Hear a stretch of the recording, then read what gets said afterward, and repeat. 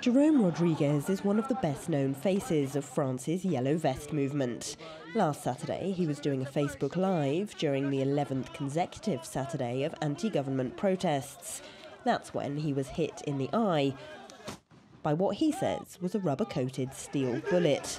Mr. Rodriguez could lose the sight in his right eye.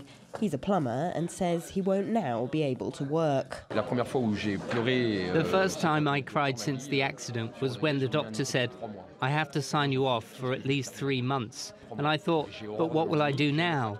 My big concern is that I won't be able to work again. I have a lot of physical and psychological recovery to go through, and I have a daughter to look after.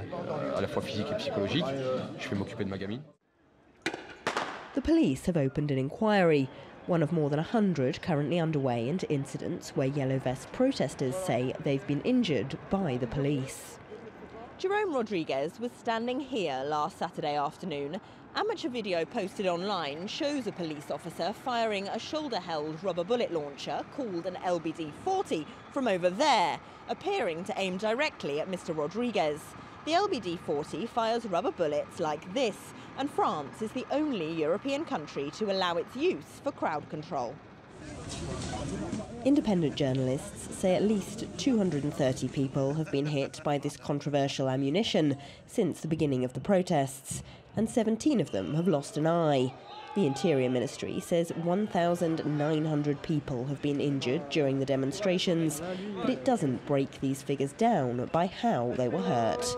Campaigners brought a case to France's highest legal body, the Council of State, asking it to ban the LBD-40. But on Friday, the court ruled that the violence of some protesters means these weapons are necessary. The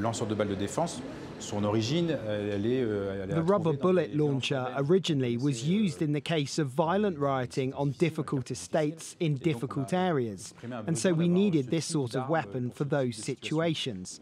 But now, if you look at the news, you'll see we need rubber bullet launchers because these protests turn into violent riots. What we are seeing are riots. The Interior Ministry says 1,200 police officers have themselves been injured in the protests, and the Yellow Vests who brought the case admit their marches do attract a minority of people whose aim is to fight the police and cause damage. But the demonstrators insist such dangerous weapons aren't the best way to control them. Elena Casas, TRT World, Paris.